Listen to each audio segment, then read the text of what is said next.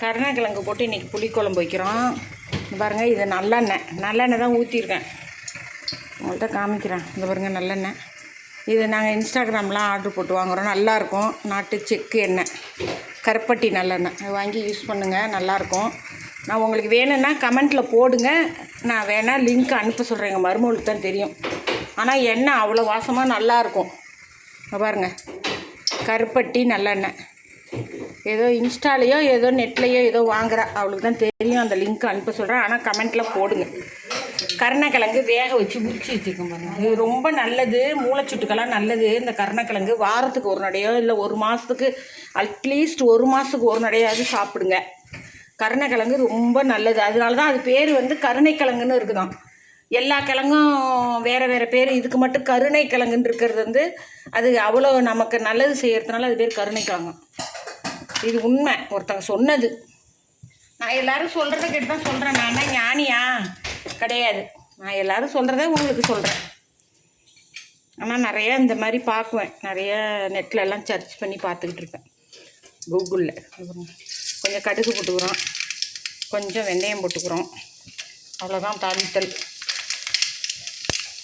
வெடிக்குதா? Sound கேட்குதா? பூண்டு போட்டுக்கிறோம். பூண்டு ஒரு 5-6 பல்லு போடலாம், ஒரு 10 பல்லு கூட போடலாம். இந்த பொண்ணு இதுதான் உருட்டி வச்சுருக்கு. பச்சை மிளகா 2 போட்டுக்கிறோம். நான் எல்லா சமையல்லையும் பச்சை மிளகா சேர்ப்பேன், கட்டாயமாக சேர்ப்பேன். நல்லா வதக்கிக்கிறோம். இப்போ பூண்டு கொஞ்சம் சுருங்கிட்டு வெங்காயம் போட்டுக்கிறோம். சின்ன வெங்காயம் தான் இந்த குழம்புக்கு நல்லது. சின்ன வெங்காயம் போட்டு நல்லா வதக்கிக்கிறோம். இப்போ ஆரம்பிச்சிட்டேன். இது வந்து கருவேப்பிலை 2 போட்டுப்போம். நல்லா சுருண்டுட்டு பாருங்கள். வெங்காயம் நல்லா குழம்புக்கு போட்டோன்னே நம்ம எங்கள் வீட்டு குழம்பு தூள் நாங்கள் போட்டுக்கிறோம். 1 ஸ்பூனு, 2 ஸ்பூனு, 2 சேர்ந்து இருக்குல்ல, 3 ஸ்பூனு. வெங்காயம் குறைக்கா கூட்டம் ஆயிட்டுருக்கு. அதுவும் உங்களுக்கு போடுறேன்.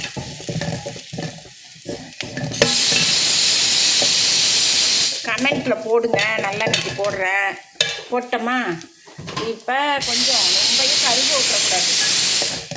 கருக விடாமல் நம்ம இப்படி பண்ணிவிட்டு புளி தண்ணி வச்சுருக்கோம் பாருங்கள், தண்ணியாக கரைச்சி வச்சுருக்கேன். அதில் ஊற்றிக்கிறோம்.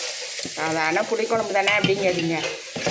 இது கூட தெரியாமல் எவ்வளோ பேர் இருக்காங்க. நம்ம எல்லாம் தெரிஞ்சது நம்ம இருக்கோம். நானும் இப்படி தான் இருக்கேன். எனக்கு நீங்கள் எதாவது இருந்தால் சொல்லுங்கள். ஓகே, இதில் கருணக்கிழங்கு போட்டு இறக்க வேண்டியதுதான். Bye bye. கொதிக்குது பாருங்கள். இன்னும் பாருங்கள், எண்ணெய் பிரிஞ்சு வந்துட்டு இதை வச்சுக்கலாம். இதில் வந்து நம்ம தேங்காய் போடலை, நல்லெண்ணெய் போட்டிருக்கோம். குழம்பு நல்லா கொதிச்சுட்டு இன்னும் வேணால் துவையல் மாதிரி கொதிக்க வச்சுக்கலாம். எங்கள் வீட்டில் கொஞ்சம் இப்படி வச்சுக்கிறோம். இது பாருங்கள், கருணக்கிழங்கு நல்லா வெந்தது வேறையா, நல்லாயிருக்கும். இது சாப்பிட்டிங்கன்னா நல்லது. ஒன்றும் வயிற்று கடுப்பு எதுவும் வராது. நல்லெண்ணெய் சேர்த்துருக்கோம். இது நீங்கள் 4 நாளைக்கு வச்சுக்கலாம். பழசு சாப்பிடக்கூடாது. ஆனால் இதை 4 நாளைக்கு நீங்கள் சூடு பண்ணி சாப்பிட்லாம். தினம் புளிக்குழம்பு சாப்பிட முடியுமான்னா இன்றைக்கி நாளைக்கு சாப்பிடாதீங்க, நாளைக்கு சாப்பிடுங்க. ரொம்ப நல்லது உடம்புக்கு. இதெல்லாம் வந்து அந்த காலத்து குழம்பு தான் இது. இதெல்லாம் ஒன்று ஒரு நாளைக்கு வச்சாங்க. இப்போல்லாம் கருணக்கிழங்கு சாப்பிட மாட்டாங்க, புளிக்குழம்பு சாப்பிட மாட்டாங்க. இதுவும் ஒரு நாள் சாப்பிடணும். இதுவும் நமக்கு தேவை தான். இதில் அந்த காலத்தில் சேர்க்காத பொருள் ஒன்றே ஒன்று சேர்த்துருக்கேன். என்னன்னு சொல்லுங்கள்.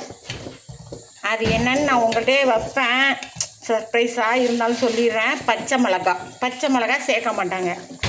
அது நான் ஒன்று சேர்த்துருக்கேன். மீதி எல்லாம் அந்த காலத்து குழம்பு தான். வெல்லம் போடுவாங்க சில பேருக்கு அந்த டேஸ்ட்டு பிடிக்காது. நான் வெல்லம் போடுறதில்ல. எல்லாத்துக்கும் புளிக்குழம்புக்கெலாம் போடுறதில்ல. இதை வச்சுட்டேன். இதை வந்து செல்லில் வந்து இந்த மனம் வரா மாதிரி வச்சுருந்தா அது ஒரு ஆப்ஷன் இல்லை. இருந்துச்சுன்னு வச்சுங்க. கண்ணுக்கு தான் வச்சுருக்கானுங்க, மூக்குக்கு வைக்கல, வாய்க்கு வச்சுருக்கானுங்க. இந்த மூக்குக்கு மட்டும் வச்சுருந்தா இந்த ஸ்மெல்லு உங்களுக்கு தெரியும். Okay, bye by.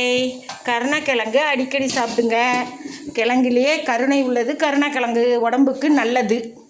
Okay, bye by.